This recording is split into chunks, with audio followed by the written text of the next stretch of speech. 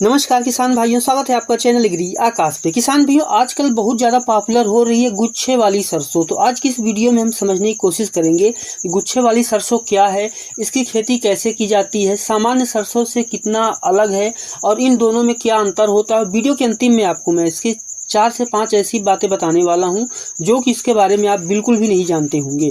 तो पूरी जानकारी सही विधि समझने के लिए इस वीडियो को आप पूरा देखिएगा। चैनल पे पहली बार आए हैं सब्सक्राइब कर लीजिएगा। चलिए शुरू करते हैं। सबसे पहला सवाल ये है, क्या गुच्छेदार सरसों जो है सच में कोई नई किस्म है? क्या सरकार ने इसको बनाया है, किसी प्राइवेट कंपनी ने बनाया है, या गुच्छे वाली सरसों का पूरा मतलब क्या होता है? सबसे पहले समझिए। देखिए, सरसों जो है एक सामान्य सरसों ही होती है। इसका जो दाना है वो भी बिल्कुल काली सरसों जैसा ही होता है। सवाल ये आता है कि इसको गुच्छे वाली क्यों बोलते हैं। जैसे कि आप वीडियो में भी देख रहे हैं कि इसकी जो फलियां हैं, जैसे अंगूर के गुच्छे लगते हैं और भी कई तरह की, मूंग में आपने देखा होगा, कई तरह की ऐसी फसलें होती हैं जिनमें फलियां जो हैं वो गुच्छे में लगती हैं। और सामान्य सरसों जो है उसमें फलियां दूर दूर लगती हैं, 2-2, 3-3, किसी किसी वैरायटी में इंच का अंतर होता है, किसी में जो है 1 से 1.5 इंच का अंतर होता है एक फली से दूसरे फली के बीच में। नीचे जब जमीन से उत्पादन शुरू होता है लगभग 1.5 से 2 फीट छोड़ करके बिल्कुल ऊपर तक जाता है। लेकिन इसमें क्या होता है कि फलियां एक के पास एक जो है नहीं होती, बल्कि एक जगह गुच्छा होता है, उसी में जो है फलियाँ होती हैं। इसलिए जो है सो गुच्छे वाली सरसों कहा जाता है।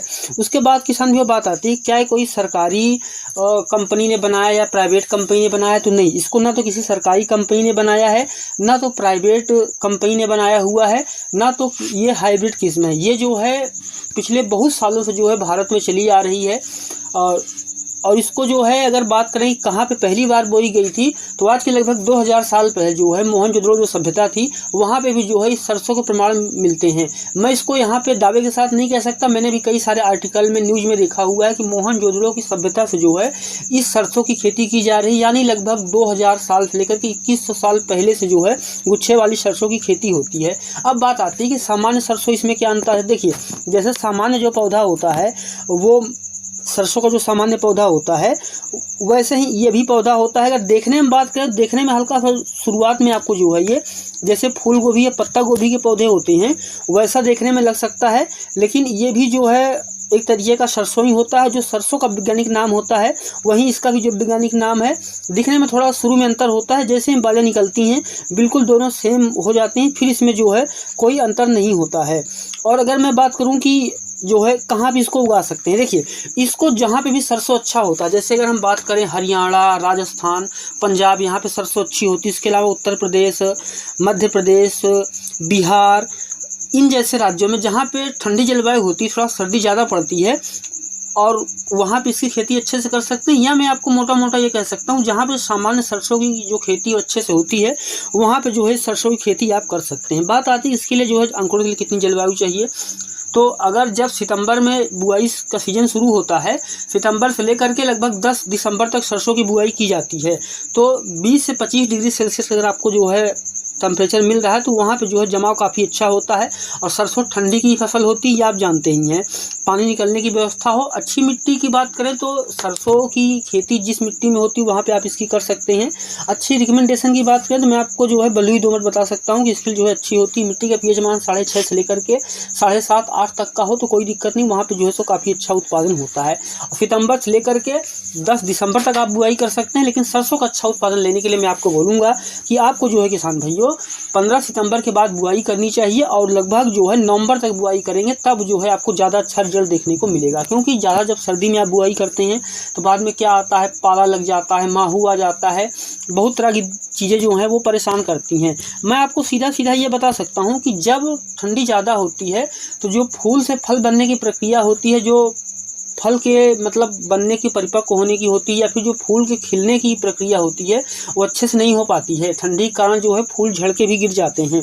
तो इन चीज़ों का आपको ख्याल रखना चाहिए कि थोड़ा सा अगर आप अगेती बो करके चलेंगे तो सर्दी में जब बालियाँ बन गई होंगी तो दाने का भराव उस समय हो रहा होगा, और लास्ट में आप 0050 का एक स्प्रे कर देंगे तो आपका उत्पादन जो है वो सामान्य की तुलना में 30 से 40% बढ़ जाता है। सरसों में मैं आपको एक चीज़ बोल सकता हूँ कि जब फूल जो है झड़ जाएं, बलियां जो है बन जाएं और वो मोटी हो रही हो, उसके अंदर दानों का भराव हो रहा हो, उस समय अगर आप जो है पोटेशियम का स्प्रे करेंगे, या उसके साथ जो है कि आप मैं एक चीज़ और बोल सकता हूँ कि उससे पहले जो है आप सल्फर का प्रयोग करें। जब फूल निकल रहे हो उसी समय और फिर थोड़ा सा पहले सल्फर का प्रयोग करें, उसके बाद 0050 का स्प्रे करें। तब आप देखेंगे कि मात्र इतने से खर्च में 1 एकड़ में मुश्किल से 1000 रुपये का भी खर्चा इन चीज़ों का नहीं आता है, लेकिन इम्पैक्ट जो है 30 से 40% जो है डाल देता है, उत्पादन यहाँ से बढ़ जाता है। अगर हम बात करें कैसे बुआई इसकी होती है, तो लाइन से लाइन की दूरी आमतौर पे हमारे यहाँ छिड़काव में सरसों खेती होती है। अगर आप जो है मशीन से बुआई कर रहे हैं तो लाइन से लाइन की दूरी 45 सेंटीमीटर, पौधे से पौधे की दूरी जो है किस्मों के अनुसार 10 से लेकर के 15 सेंटीमीटर या फिर 18 से 20 सेंटीमीटर तक जो है आप कर सकते हैं। उसके बाद बात आती है कि इसमें खाद क्या डालते हैं। देखिए, गोबर की खाद हर फसल में डाली जाती है, इसमें भी आप डाल सकते हैं। जितनी गोबर की हरी खाद डालेंगे मिट्टी का स्वास्थ्य भी अच्छा होगा, खाद जो सोखने की क्षमता है वो भी बेहतर होगी, और रासायनिक खाद का जो खर्चा है आपका वो भी कम हो जाएगा। तो ये सिर्फ ऐसा नहीं है कि मैं ये आपको सरसों के लिए बोल रहा हूँ, किसी फसल में अगर आप इस तरीके से खेती करेंगे तो न सिर्फ लागत घटेगी बल्कि आपको आगे चल करके उसका जो है मुनाफा भी देखने को मिलेगा। ये तो हो गई गोबर की खाद, वर्मी कंपोस्ट भी इसके अलावा डाल सकते हैं। अगर मैं बात करूं कि कौन कौन सी रासायनिक खादें डालनी चाहिए, तो मैं आपको पहले से ही क्लियर कर दूं कि उन्हीं खादों का प्रयोग उतनी मात्रा में करना चाहिए जो कि आपकी मिट्टी को आवश्यकता हो। उसके लिए जो है मिट्टी का जांच करवा सकते हैं, या फिर हमने जो है कुछ सरसों के अच्छे बीज और जो है खेती में प्रयोग किए जाने वाले कुछ टूल्स, जैसे कि मिट्टी का पीएच मान नापने वाली मशीन, नीचे डिस्क्रिप्शन पर लिंक दिया है, तो आप वहाँ से भी जो है उनका चुनाव कर सकते हैं, एक बार देख तो सकते ही हैं। रासायनिक खाद में नाइट्रोजन, फास्फोरस, पोटेशियम और सल्फर, इन 4 चीज़ों का प्रयोग किया जाता है। बुआई के समय जो है आप डीएपी डालें। उसके बाद जो है किसान भाइयों, पहली बार जब यूरिया दे रहे हो तो उसके साथ में सल्फर का प्रयोग करें। और पोटेशियम को आप 2 तरह से दे सकते हैं, चाहे तो 2 बार में दे सकते हैं। एक तो पानी में स्प्रे करके दे सकते हैं, एक जो है बालू या यूरिया मिला करके भी डाल सकते हैं, मिट्टी मिला के डाल सकते हैं। चाहे तो स्प्रे के माध्यम से दें, चाहे तो जो है ज़मीन में दें। ज़मीन में अगर आप देंगे तो 60 से 70% सोख पाएगा। चिल्टेड ऊपर से स्प्रे करेंगे तो लगभग 90% तक सोख पाएगा। लेकिन मैं आपको बोलूँगा अच्छी ब्रांड का आपको चाहे स्प्रे करने के लिए मिल रहा है तो नॉर्मल ही ले लीजिए, और अगर आप ज़मीन में डाल रहे हैं मिट्टी में डाल करके तो कोई सा भी जो है ब्रांड ले सकते हैं। चिल्टेड चाहे वो जिंक हो, चाहे वो सल्फर हो, चाहे वो अन्य चीज़ें हों, वो दोगुने दाम की होती हैं। अब मुझे पर्सनल व्यक्तिगत तौर पर नहीं लगता कि वो इतना काम करती हैं, तो आप सामान जो है ले सकते हैं। इनमें अगर मैं आपको मात्रा बताऊं तो 50 किलो 1 एकड़ में डीएपी ले सकते हैं, 25 से 30 किलो यूरिया, उसमें जो है 2 से 2.5 किलो सल्फर, और पोटास लगभग अगर आप ज़मीन में डाल रहे हैं तो 5 किलो प्रति एकड़, और स्प्रे कर रहे हैं तो 1 किलो प्रति एकड़ जो है आप कर सकते हैं। पहली सिंचाई 25 से 30 दिन पे करेंगे। फूल और दाना बनते समय जो है नमी बना करके रखेंगे। 2 से 3 सिंचाई प्रमुख हैं। अगर 2 सिंचाई है तो पहली फूल बनते समय और दूसरी बालियां बनते समय। 3 है तो जो है एक 25-30 दिन पे दूसरा फूल और तीसरी जो है बालियां बनते समय करें। 2 सिंचाई है तो आप जैसे मैंने बताया उस तरीके से करें। और अगर असिंचित क्षेत्र है या एक सिंचाई का विकल्प है, जब बालियां बन रही हो उसी समय जो है सिंचाई करें। उसके बाद बात आती है कि क्या इसमें कोई कीट और रोग आता है। तो जैसे सामान्य सरसों में जो है कीट और रोग आ जाते हैं, बिल्कुल इसमें भी जो है वैसे ही आते हैं। जैसे माहू हो गया, अल्टरनेरिया ब्लाइट हो गया, सफ़ेद रतुआ हो गया, इस तरह की समस्याएं जो है इसमें भी आती हैं। और अगर मैं आपको एक चीज़ बोल के चल रहा हूँ, पहले भी मैंने आपको बोला था कि समय पे बुआई करेंगे तो ये माहू की समस्या कम से कम मिलेगी, और एक आध अच्छा सा फंगीसाइड लेके डाल देंगे और एक आध बार जो है कॉन्ट्रैक्ट वाले करके डाल देंगे तो ये समस्या नहीं आएगी। अल्टरनेरिया और ब्लाइट जो है ये भी कम ही आपको देखने को मिलेगा। और सफ़ेद रतुआ हो गया, या फिर जड़ गलन आता है, जिसको तना गलन भी कुछ लोग समझते हैं, जिसको रूट रॉट भी कहा जाता है। इन सब तरह के रोगों से बचने के लिए अगर आपके खेत में जो है सल्फर की कमी है तो सल्फर की पूर्ति कीजिए, या फिर अगर ऐसा कुछ दिख रहा है तब फंगीसाइड लेकर के जो है जैसे ही जमा हो पौधे की जड़ के पास जो है ड्रिंचिंग कर सकते हैं, उससे जो है समस्या दूर हो जाएगी। बेहतर तरीका ये होगा सरसों की फसल में बीज को उपचारित करके बोएं और ऐसी किस्मों का चुनाव करें जिनमें कि जो है जड़ गलन इस तरह की चीज़ें ना आती हों। और अब बात आती है कि इसका उत्पादन कितना होता है, और उसके बाद मैं आपको बताऊंगा कि सामान्य से इसमें क्या अंतर है। देखिए, इसकी फलियां गुच्छे में लगती हैं, इस वजह से जो है सामान्य से इसका उत्पादन जो है थोड़ा सा ज़्यादा देखने को मिलता है। अब बात करें कि कितना उत्पादन ज़्यादा होता है। कहीं पे 10% हो सकता है, कहीं पे 20%, कहीं पे 30% हो सकता है।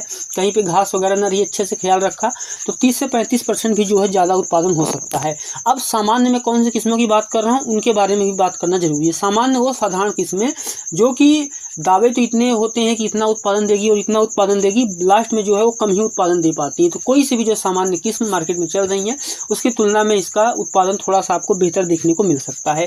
अब बात आती है सामान्य किस्में और इसमें क्या अंतर है। देखिए, सबसे पहली चीज़, सामान्य फली जो है जब थोड़ी सी पक जाती है, सुबह उस पर दरांती लगाते हैं आप तो झड़ना शुरू कर देती है। इसमें क्या है कि पकने के 10-15 दिन बाद भी अगर आप जो है सो कटाई नहीं कर पाते, आपको लेबर नहीं मिलती, तब भी कोई दिक्कत नहीं है। पावर टिलर हो गया, हार्वेस्टर हो गया, कंबाइन हो गया और मैनुअल मजदूर हो गए, किसी से भी जो है आप इस आसान कटाई कर सकते हैं। पकने के बाद भी जो है नहीं झड़ती, पहली चीज़ है।